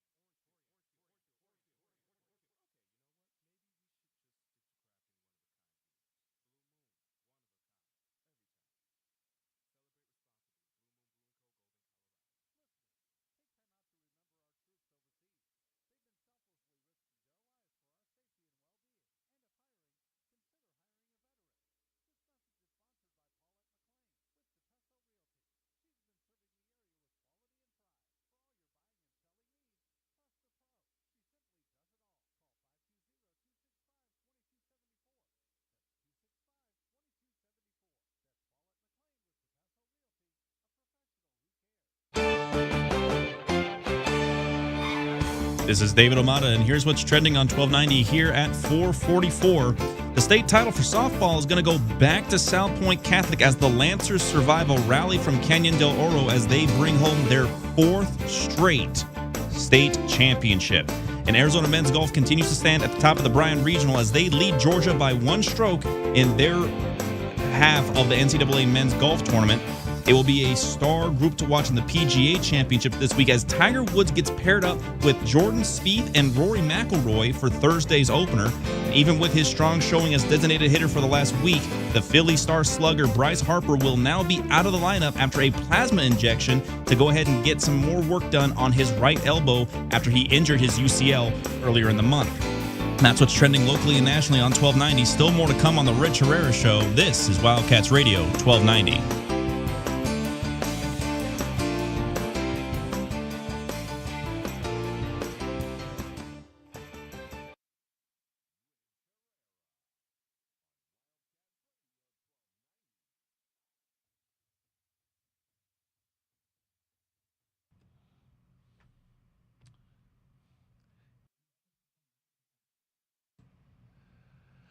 All right, ladies and gentlemen, boys and girls, I am excited for a new feature that we'll see if Dragon Ball cannot mess up. I will do what I can. All right, let's go. It's time for us to get it on. The brawl to end it all. Ladies and gentlemen, welcome to tonight's main event. Tonight, 2 enter the ring trying to claim the title, but only one will walk away with the belt and the title of the stupidest man on the planet. And now, here are your gladiators. Everyone in the game wants this fight. This is the lottery fight. Come on, get your hands up, man. You need an interpreter? It's time to go to school. You will lose. So yesterday on the program, we started this, and now we just jazzed it up like 5-fold, right? Dragon Ball are going to decide who's the stupidest man on the planet. Now, the champion, Dragon Ball decided this is our champion. This is the stupidest man on the planet. Yes. His name is Melvin Thompson III. And why is he stupidest man on the planet, Dragon Ball? What did he do? He poked the bear known as Mike Tyson one too many a time on a plane. The two got onto an airplane, and the guy walks up. Hey, you're the champ. Hey, champ, what's going on? Took a selfie with them. Sat there, talked to him as they were loading the plane, getting ready to take off. Tyson goes, all right, hey, nice talking to you. The guy continues to bother Tyson and bother Tyson and bother Tyson. Hey, champ, how you doing? Champ. Tyson, hey, I'm trying to sleep. Water bottles are thrown. And the guy just didn't get the hint. And he upset Mike Tyson so bad that the champ actually got up on his knees, turned around, leaned over the seat the way that your mom did when you weren't behaving on a long car trip, and pummeled the guy, much like your mom did on a long car trip. So that's our defending champion for the stupidest man in the world, correct? Yes, that is our defending champion. Give me a couple of reasons why you think he beat our guy yesterday. Our guy yesterday was someone who had stolen a truck, and then someone stole the truck from him, and then he called the police, and everybody got arrested, including him, for stealing a truck that his friend stole from him. The reason why Townsend won is because this is something that is very avoidable. You just need to, when someone says stop, especially when they've been the world heavyweight champion of multiple boxing federations, when someone tells you to stop, you stop. That guy, he just was, that's a brain fart. I equate that to just, he didn't think about it. He just did what came naturally and just called the cops. This dude kept poking the bear. That bear's name is Iron Mike Tyson, the once known as the baddest man on the planet. And then he got the 2-piece. I've got a contender that can dethrone Melvin Thompson III, who's been the stupidest man on the planet on this show for the last 24 hours, 48 hours, right? Just about. I've got a contender. You ready to hear this story for someone who's contending for the stupidest man on the planet? It's actually a woman, but we'll go with it anyway. Right. A woman by the name of Lucy Ray was fired from her job because she climbed into the monkey habitat at the El Paso, Texas Zoo to feed the monkeys flaming hot Cheetos. The incident went viral last year in 2021. She was fired from her job at a law firm. Now, the zookeepers at the zoo in El Paso said, hey, the monkeys could have harmed her. And climbing into their enclosure likely destroyed the trust that the zookeepers had with the monkeys. You realize monkeys will kill you in your sleep. Yes, these are wild animals. There was a woman who lived when I lived in Florida woman, who had a pet monkey, a rhesus monkey, and the monkey killed her in her sleep. Ate off her face. Oh, yeah. No, I remember that story. Okay? I remember that story. So, the woman, Ray, what's her name again? Lucy Ray. Lucy Ray said she defended her actions. She told a television station, I was shocked that someone had recorded it and shocked that it went viral. She was arrested for criminal trespass at the El Paso police, and she said she did nothing wrong and she does not plan on apologizing to the zoo. Well, I don't think I did anything wrong, Ray said. I didn't do anything wrong. I didn't hurt anyone. Ray says there's no signs specifically telling people to stay out of the animal enclosures, while the zoo says there's a big sign telling visitors not to feed the animals. Now, she's not the dumbest person in the world. Her lawyer might be, because he defended her against the criticism that the flaming hot Cheeto might have hurt the monkey by pointing out there's a video on the internet showing other monkeys eating human foods and drinking beer. By the way, she got hired by another law firm, and now her comment was, I learned just to keep the Cheetos to myself, and I can't share. Let's debate. Stupidest person on the planet. The guy who poked Mike Tyson into a fight, or the woman who climbed into the monkey cage, climbed into the monkey habitat because there wasn't, quote unquote, a sign telling her not to climb into the monkey habitat because she wanted to climb in there and share flaming hot Cheetos with the monkeys. You know what? I almost want to say that this has got to be a surprise, because it's like there's got to be a surprise entrant here, because I want to say that the dumbest person in the group here is the new law firm that hired Lucy Ray. But that being said, if we have to go ahead and stick it between Mr. Townsend III, and Lucy Ray of El Paso, Texas, I would honestly say that you almost got to give it to Lucy. Listen, Melvin Thompson III, not bright. No. Not bright. But Lucy Ray, according to these broadcast reports and these news reports, said, I'm climbing into the monkey habitat to share flaming hot Cheetos with the monkeys because there's no sign that says don't climb into the habitat. So because there wasn't a sign telling her don't climb into the habitat, she thought it would be okay. And then her lawyer said, well, there's videos on the internet of monkeys drinking beer. So what's wrong if she climbed into the habitat to give them flaming hot Cheetos? And I want to say that if she's honestly saying that there's no sign about not entering a habitat, I would love to go ahead and be like, I want to walk around this zoo, because I'm sure there's at least a dozen signs at the entrance saying, do not reach out to the animals, do not climb into the exhibits, do not feed the animals. I don't know if there is, because you have to be really dumb to think it's common sense. I could climb into there. It's common sense. Now, I know there's always, like we used to go to the San Diego Zoo a lot, or the safari park, and there was lots of signs, please don't feed the animals. Yes. Right? You see that all the time. And, like, you go to like the little zoos that have like the aviaries in there, like they always say, make sure the door is closed behind you before you leave. Don't leave it open. I would go to Busch Gardens a lot in Tampa. Don't feed the animals. Yes. I've been to Animal Kingdom at Disney World.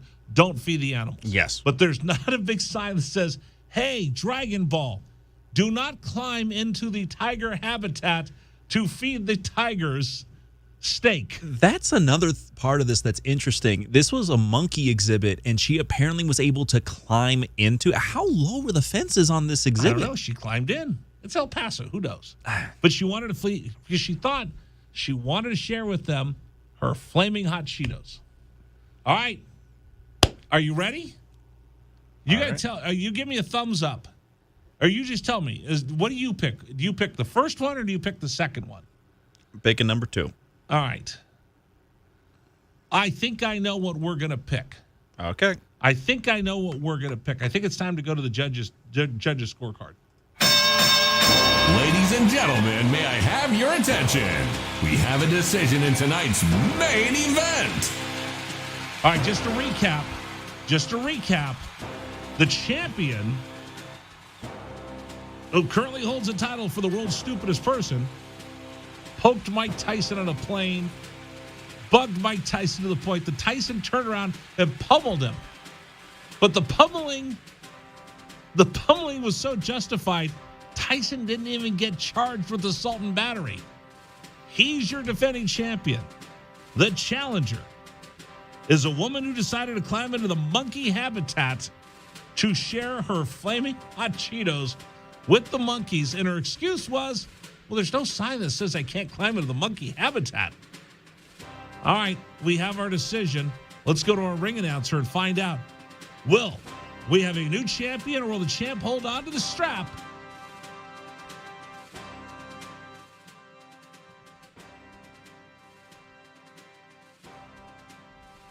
Who will be named the world's stupidest person here on the Rich Herrera Radio Show? Are we ready to go to the ring announcer? Let's go to the ring announcer and find out tonight's winner. We go to the scorecards, and we have an upset winner in a split decision, and a new stupidest man on the planet. Ladies and gentlemen, I give you your moron. The winner and new title holder from El Paso, Lucy, who decided that it was a great idea to feed flaming hot Cheetos to the monkeys while climbing into their habitat.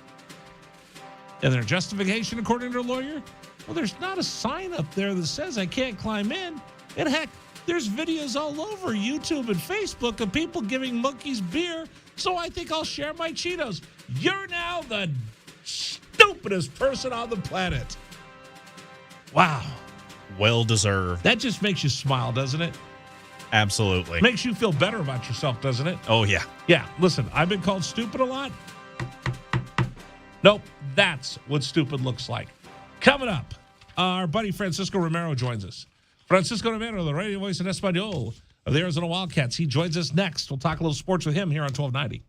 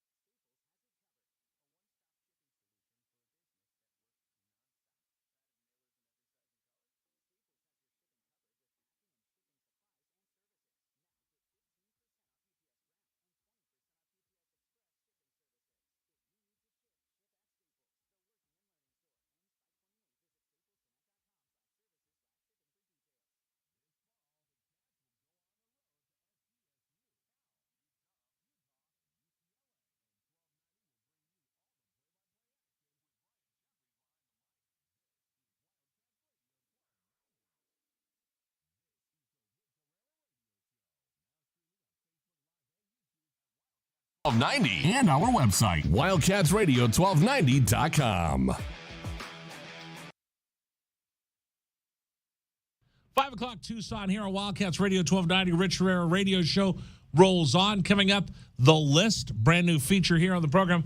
But right now, we are going to welcome onto the program friend of ours, radio voice in Espanol of the Arizona Wildcats and the Houston Astros, Francisco Romero, joining us here on Wildcats Radio 1290. Benvenidos, mi amigo. Rich, how are you? Thank you for inviting me. It's always a pleasure to be in your show. You're such a gentleman. You're like the nicest guy in town. No, that's not true. I try to be nice. You're one of those guys that nobody ever says anything bad about. I hope not. All right. Let's talk a little NBA basketball. I'll start with Suns get blown out. Chris Paul, nada, nothing, nowhere to be found. DeAndre Ayton benched. Devin Booker, nothing. What did you make of the Suns' complete meltdown? I didn't know what to make of. I thought they would win it game 6. I was sure of it. Dallas played well enough just to get by. But, I mean, game 7 was just they really crushed the Suns.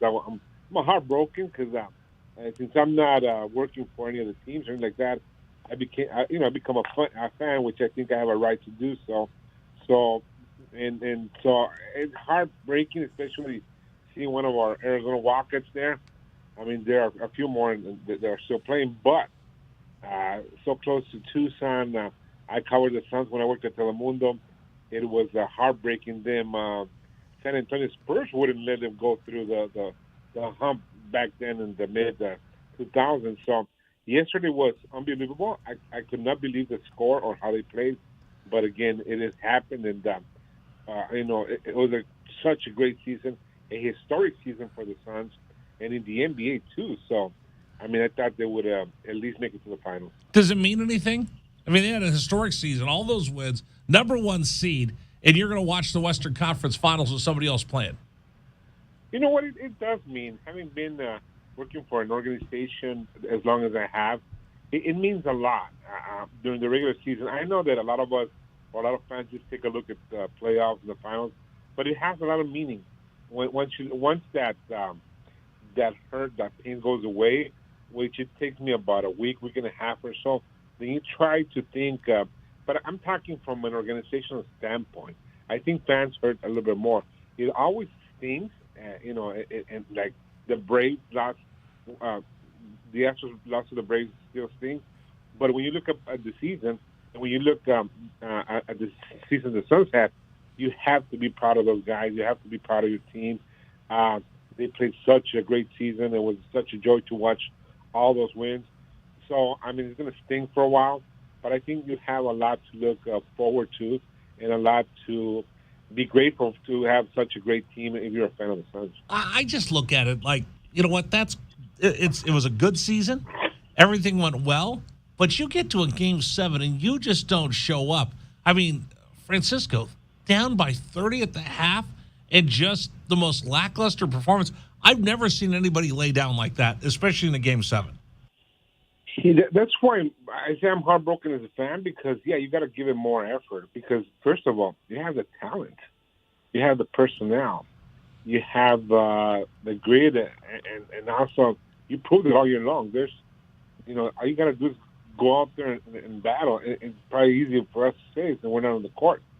But having played sports myself and having played basketball too myself, always a lower level in school, but having been in competitions, yes, they had the talent to do it, and it's heartbreaking not to see him go down with such a game, which I never thought I'd see him lose by that much. All right, so who do you like? We got the Final Four left tonight. They're just getting underway. Celtics taking on the Miami Heat. Who do you like out in the East? I think the Celtics may come out winners, and I think they have the personnel to do it. So I think the Celtics are going to come out ahead on that end. And out of the West, There's still a huge Arizona Wildcat presence in the Bay Area with Steve Kerr. Andre Iguodala, who, by the way, have you seen how sharp Andre Iguodala looks? He's been injured, but everybody else shows up to sit at the end of the bench when they're hurt. They look like they just rolled out of bed. Their clothes are so shabby, they have to be expensive to be able to find something that distressed and beat up. And then Andre Iguodala standing there just looking sharp in a three-piece suit. I mean, hey, Andre Iguodala is a pro's pro. Yes. Do you remember, I don't know, you weren't in Tucson probably. Were you in Tucson when Andre Iguodala was playing for the Wildcats? Oh, yeah, I remember watching him play. I loved him. Do you remember somebody wrote an article about Andre Iguodala, and they put that graphic on him with his arms extended? With the wingspan, remember that? Yeah. With the wingspan? And they compared it, ever since then, I keep that picture in my mind on how Andre Iguodala is just a complete athlete ever since then, especially to play basketball. And ever since he was talked about when he was being recruited, and then when he signed with Arizona, and then he played those amazing years. And so he is a complete athlete, and like you said, he's looking sharp, he's looking good. But how can you not root for Steve Kerr? You have to root for Steve Kerr. I mean, and we're going to talk about this. We're going to talk about this today and tomorrow. Tucson has to be 100% Golden State Warrior country now, right? Exactly, it has to be. It has to be Golden State against Dallas. So we got to walk it with Dallas too, don't we? So what do you do? I think it's 100%. I wear my Dubs gear all day long. Yeah, it has to be Golden State. At least that's how I feel. Being from Tucson and having got to school at U of A and working the games there, and I mean, I think I told you this. I was a freshman when Steve Kerr was a senior. I mean, I can always say we were classmates. You know what that makes you, don't you? You know what that makes you, don't you? That makes you old. I know. I didn't want to mention it. Who's got more gray hair, you or Steve Kerr? I think Steve Kerr does. I have a little bit of gray hair. I have a picture with Steve Kerr to prove it. Exactly. All right. Hey, I was going to ask you a couple baseball questions while we're sitting here. Hey, the New York Yankees are on fire. They can't be stopped. Did you think this was going to happen this year? No. You know what? And I was actually making fun of the Yankees because I was saying the Twins use their money to get Correa. Right.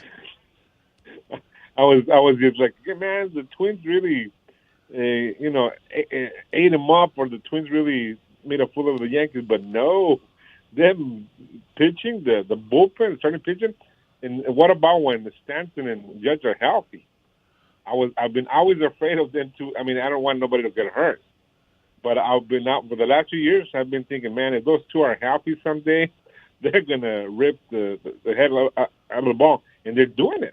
Oh, they're crushing it right now. Those guys are healthy, completely crushing it, brothers. Exactly. So, I mean, it is what it is. They're playing great ball. I think their general manager is the general manager for a reason. That's why I'm a broadcaster, not a general manager, and so they're doing very well. The Yankees are really powering up, and their pitching has been awesome.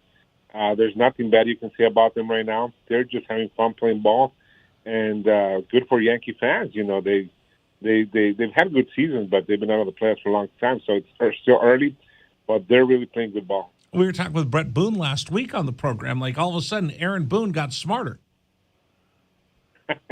No, I think that the team got healthier. You know what? And that's the thing. Your manager gets a lot dumber when there's more people in the training room. The healthier your team is, all of a sudden, well, that guy's a genius. Hey, well, look at the Angels. Right. The Angels. I mean, I have to give it for Art Moreno, because year after Arizona year Wildcat after year, Artie Moreno. Yeah, Artie Moreno, he tries. Artie tries and tries. But, man, you have a hospital there. Remember that team, what was it, 2014, 13, when they had that lineup with all those, home run hitters? Mm-hmm. But they were all hurt. And so you can't win games with players on the injured list. So now that they're healthy, they're playing a lot better. And Shohei Ohtani is just worth the price of admission. 20, 30-fold. People probably are driving days and days and days to see him. Yeah, he's worth the ticket, and as a baseball person that I am, I recommend people will watch him. He's I don't know how long he's going to last playing two positions. He doesn't pitch every 5 days, but you see him pitch, strike out 10 batters, and then hit a home run. He's got 100. How many bombs does he have now? 100. I don't remember how many he has 100 bombs in the big leagues. That's sick. It is, and he's a complete athlete. I mean, I wish I was him. Exactly. Hey, speaking of that, listen, we have to have a talk right here. I just got 2 photos. One of your American League Championship ring, which, again, how many rings do you have now? 3. Yeah. Little kid from Tucson has 3 baseball championship rings. That's something kind of cool, right? It is cool, to be honest. Come on. I have to start wearing them more. Be honest. Have you ever wore all 3 of them at the same time? No, I Come have on. not. My daughter wore all 3 for a picture, but I should wear all 3. I want a picture of you, all 3 kind of over your face like Tom Brady. Okay, I'll do that. Okay, so that's the one good thing that you sent me. And then the other one is, you sent me my baseball cards in Espanol for the Arizona softball and baseball, and it's part of the initiative you have that we're reaching out to the Spanish-speaking community to promote Arizona athletics, which I think is awesome. By the way, what have you been up to lately with that? Well, just following up on all the end of the seasons for track and field, the end of the season for baseball, for softball. We're going to the tournament again, and so that just been keeping up with with what's going on in the latter part of all those sports, spring sports, and getting ready for to start promoting football again once the summer starts. So that's what we're getting at right now. Okay, but you finally made me a baseball card. You just sent it to me. Yeah, I made you a baseball card. Yeah. Now, how do you make that? Do you do that on your own? Yeah, on my own, Okay. I like it, but where did you find the picture? I look like I weigh 800 pounds. I think the photographer... Wait a minute. Dragon Ball. Wait a minute. Hold on. Wait a second. Dragon Ball? That's the photo that you sent? Did Dragon Ball send you this photo? Yeah, I'm telling you who sent me that photo. Wait a minute. Turn your microphone on, you jerk. What, of all the photos we have, Dragon Ball, that's what you sent him? That's all I had. What do you mean that's all you had? Dude, well, send me another one. I'll make another. I look like the chicken hawk from I look like the chicken hawk or Foghorn Leghorn, or I look like a cartoon character. This sucks. That's what I had. Okay. What do you mean where'd you find? You didn't take that picture. Yes, I did. When did you take that picture? I took it right after we got done recording something for the day. Did I know that you were taking my photo? No, I said I was working on something else. I wanted it to be a surprise, Rich. It's a surprise because that picture sucks. Okay.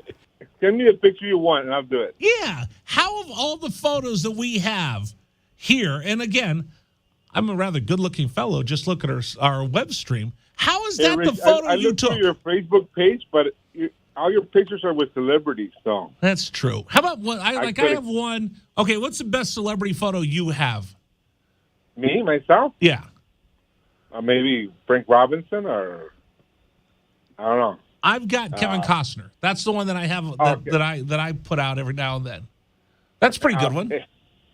It is a good one, yeah. Yeah, me and Kevin Costner, because we're like that. We hang out all the time. Okay, so we won't publish this one. Send me the picture. All right, I'm going to send you a good one. There was one with a tuxedo, but... Yeah, Dragon Ball. I'm going to go in there, and I'm going to take a pencil, and I'm going to jab it into your eyeball for that. Hey, be careful. We can't be saying that anymore now. Oh, because we had to take that HR training? We had to take that HR training. How do I say something mean to him in Spanish? How do I say that's not very nice in Spanish, Francisco? Give me a Spanish lesson. Spanish? Okay, here it is. No bueno. No bueno el estúpido. Can I say that? You might have to take those HR lessons with that too. No bueno. How do I threaten him in Spanish? All right, we'll work on that later. Oh, All Dragon right. Ball, I'm so disappointed in you. Now, you know what? Okay, well, Go ahead. don't publish that. Send me your picture. All right, I'll send you the picture. By the way, let me ask you this. I need a Spanish lesson. You saw today. I'm not sure. Well, you're busy. I sat around watching TV all day.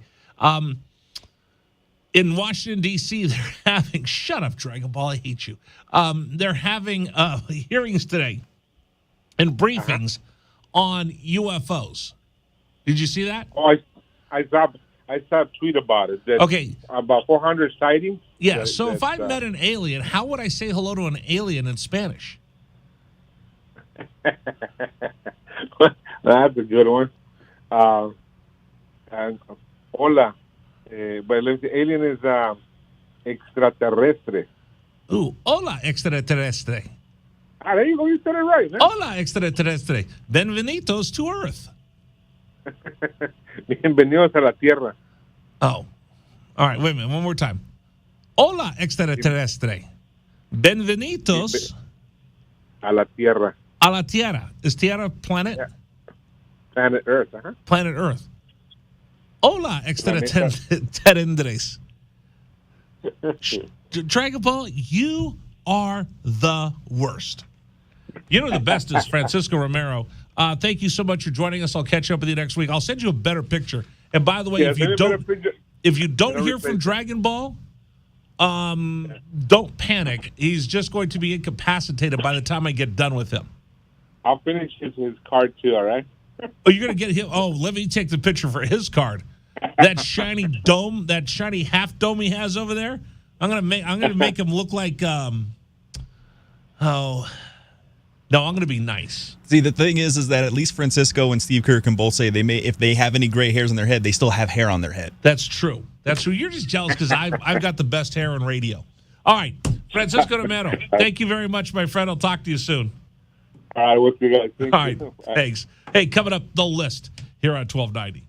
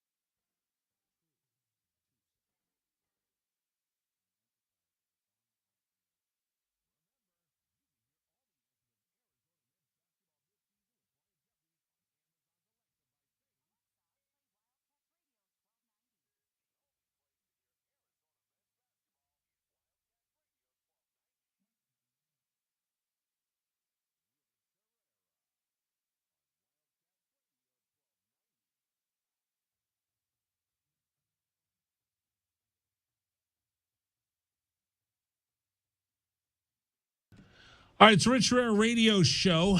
Heck of a show that we've had today, except for Dragon Ball. I mean, dude, seriously? You took a photo. You're like, that's stalkerish. You took a photo of me and didn't tell me. No, I did tell you. I said, stand in the doorway, and I'm going to take a picture of you because we're going to work on... You didn't tell me what it was for. I said we were going to work on something. Well, that's not something. You gave Francisco Romero an awful picture of me. I told you that we were working for something for digital, and that's not entirely wrong, and I gave that picture to Francisco. Oh, so should I have the same conversation I have with Riggs? You know what's worse than a lie? What is it when you don't tell the whole truth, nothing but the truth? A fib? No, that's a little lie. Oh my gosh, I should call him and ask because I used to yell at him all the time. He wouldn't doctoring the evidence, or no, he wouldn't tell me the whole thing. Like, so what happened? Well, I didn't. Synopsis? I didn't know. It's a lie of omission. Oh. A lie of omission is worse than a lie because a lie of omission assumes the person that you're lying to is too stupid to figure out that you omitted something. So I used to hammer him about lies of omission. So right now, Dragon Ball, I'm going to get this. No, I can't say that. Yeah, right. Yeah. Oh, I can't say that. That was almost bad. That was almost bad. All right, by the way, are you going to watch any hockey now that your team's out? Oh, yeah, I still watch hockey. So who are you pulling for? Well, right now, I'd like to see the Panthers. Why? Because my grandfather lives like 4 minutes away from the stadium, and I don't think he's ever been to a game. And I want he's him. Not a hockey fan. He doesn't care. I want him to enjoy it at least once. Do you think he's going to go? Probably not. Well, then root for the Lightning. No, I like the Panthers to win. No, the Lightning have already won 2 straight chips. Now, don't you? No, 2 straight cups. They're not getting. Another one. Don't you like greatness? Or are you rooting for mediocrity? No, I like teams that don't super load with like 5 or 7, 8 all-stars on each line. Who have they brought in? Braden Point. Yeah. Steven Stamkos is still on the team. Well, that's because they got him, kept him. That's great. John Cooper, one of my favorite coaches. Yeah, no, I got a man crush on John Cooper. He's so cool. Yeah, that's fine. I told him that too. Oh, wow, really? They gave me a jersey with my name on it. I mean, that's pretty good. That's pretty cool. Who do you like tonight? Heat. With all the injuries going on with the Celtics, I'm going to take the Heat taking game 1. Yes. And then are you over your disappointment of the Suns losing, and can we both root for the Warriors now? I don't like Luka, so yes. Bitter. Today's program brought to you in part by PGA Tour Superstore. Shop with the pros at Tucson's PGA Tour Superstore, located in Oracle and Limberlost, right next to the Tucson Mall. Listen, Father's Day is coming up. Do not be a stoic dad. Do not be the kind of dad that just says, oh, kids, it's okay. Get me whatever you want. Or that dad that says, oh, I don't need anything. No, you know what you want. You want a new putter. You need golf balls. You need new golf shoes. You need a golf shirt. There's lots of stuff that you need. Just come out and tell your family, listen, honey, I love you. I love the kids. But for the last 5 years, they've given me ashtrays, and I don't smoke. You know what I do? I play golf. Go find me something great at PGA Tour Superstore. You roll in there. They have every shoe that you could possibly imagine. Huge selections: Nike, Adidas, Echo, Puma, New Balance, Skechers. Hey, I got a great Father's Day gift for you. How about getting your dad? How about getting the dad in your life? How about telling them, hey, honey, you know what I really like? Golf lessons, because they give them right there at PGA Tour Superstore. Or I'd like a new driver. Or I like a new putter. Or I like some irons. Or I like golf shirts. I need golf balls. They're all available right there at PGA Tour Superstore. And here's where we're going to take care of you. You mention Wildcats Radio 1290, you get $20 off a purchase of $100, $50 off a purchase of $250 or more. Restrictions do apply. Ping, Titleist, and FootJoy not included in this promotion. Everything else in the place, let's go. Giddy up. PGA Tour Superstore, home for golf pros and beginners just like me. Coming up, Wildcat Rewind here on 1290.